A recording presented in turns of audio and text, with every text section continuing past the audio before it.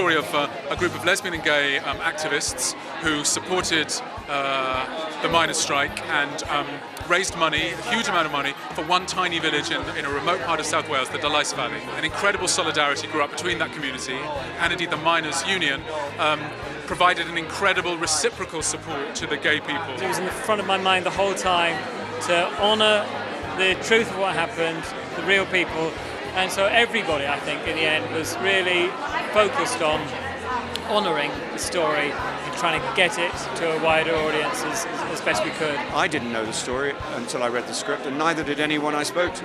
It seems that Stephen Beresford, the writer, and the people involved, they seem to be the only people who knew. He went about, bringing this story to light, and I think it was just a throwaway situation where he said, I've got a film that I want to make, but nobody will touch it, sort of thing. When you find an incredible true story like this, you feel two things. One is outrage that nobody's told this amazing story. And the other thing is you think, thank God nobody's told this story because this is mine.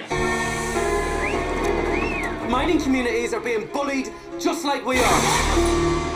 Without that pit, these villages are nothing. They're finished. The gaggle of gays and lesbians has come out in favour of the miners' strike. We've been backed up by perverts. Every day they're out collecting for us. What they're really doing is pushing their own agenda. You better shut her mouth or I'm gonna do it again. The director was wonderful, the writer's a great man, and he wrote a brilliant and funny script.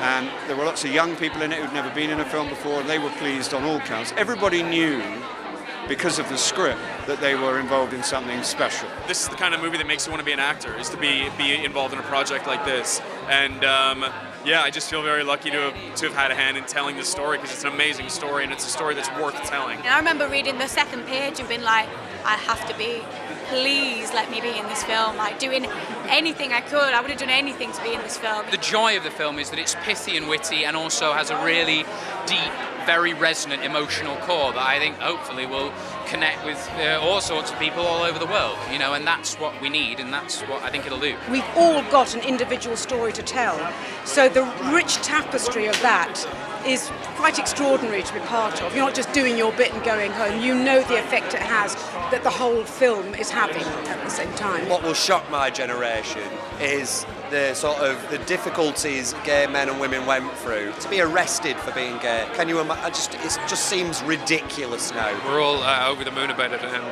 we're really, really hoping that cinema audiences really take to it. In all honesty, it was one of the best jobs I've ever had.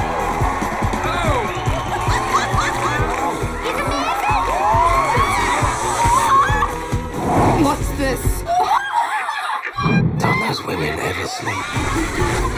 God, that takes me back.